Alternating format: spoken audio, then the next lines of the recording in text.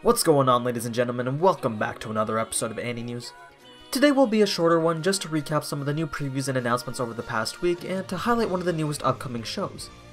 This one was announced a couple of days ago, and as you can probably tell from this video's title, it's pretty much a cross between Anohana and Sword Art Online.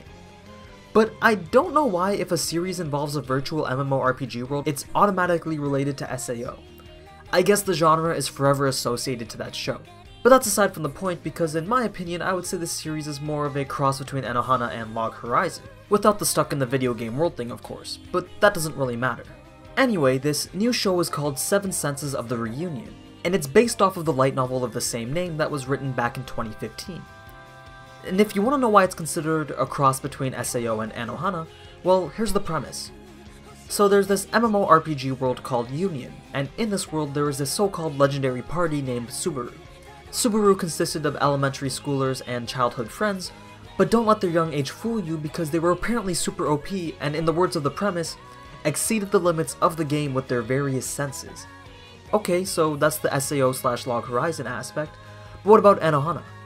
Well, there was an incident which caused the death of one of the members, and then the game shut down its servers, so all the friends went separate ways. 6 years later, and the sequel to Union comes out called Reunion. Real original, right? So this guy logs on to see this girl who was supposed to be the one that died 6 years ago. But surprise surprise, here she is in this new game. Guess we're getting into some ordinal scale type stuff now too, which if you haven't seen yet, by the way, I'd highly recommend because it has the single greatest fight scene I've ever witnessed to date in an anime. And I'm probably going to be making a video about the teaser at the end, so yeah. So that's everything that we know about the plot of the show so far, unless you read the book, of course. The site also has these short character profiles, but I wasn't able to find the translations.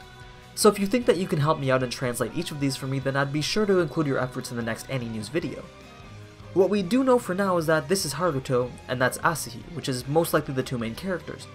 And then there's Setsuki, Takanori, Nozomi, Clive, and Alicia. It seems there's already been quite a bit of hype for the show, so you can definitely expect me to cover more of it once the news comes out, and if someone can figure out those translations. I should really make a Discord for this type of thing. Anyway, let's move on to the other previews for today.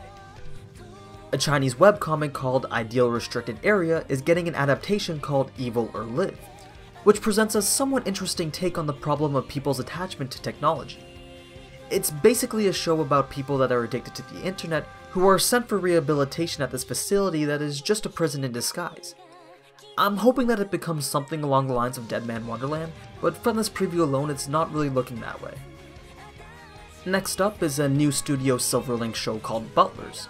Not too much is known about it, but apparently it's going to be an academy battle action show with a little bit of comedy, so it might just be one of those shows that gets swept under the rug. We'll see. Osomatsu-san Season 2 got its second preview, so if you want to watch the full thing for that, then I'll leave that link along with all the other links in the description below. And finally, there's an anime short film coming up for the Blade Runner franchise called Blade Runner Blackout 2022. In case you didn't know, there were two other short films that were released as prequel to fill in the missing 30 years from the initial film in preparation for the new Blade Runner 2049. So I find it's really interesting that they're using different mediums to showcase this short film, and it'll definitely help the anime medium to get more mainstream since the Blade Runner franchise is pretty big.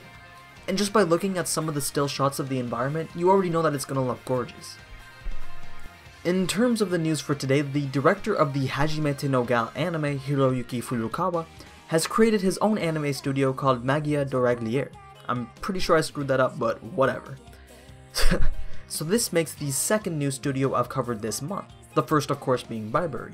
And if you were to combine this information with the fact that the Japanese government is relaxing its restrictions on the import of foreign animators, then you can probably tell that the anime industry isn't really doing that bad at all.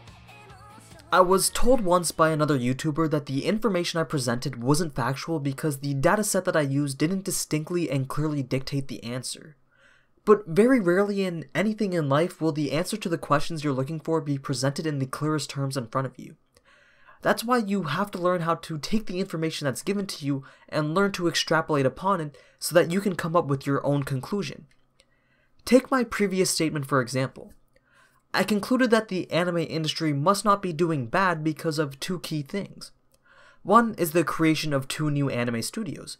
Okay, so why is that a solid indicator? Well, why would you create a business in a failing industry? Or even a stagnant one? The only reason one would enter an industry is because there's profit to be made and room to expand. So maybe that's not enough. What's the second thing then? Well, the government is putting more relaxed visa restrictions for foreign animators. So how is that an indicator?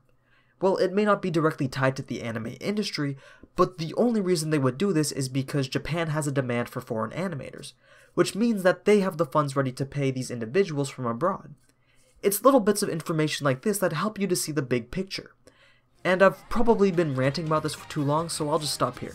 That's pretty much all I've got for you today, so as always, thanks for watching, and if you enjoyed this type of anime news content, then you already know what to do. So until next time, ciao.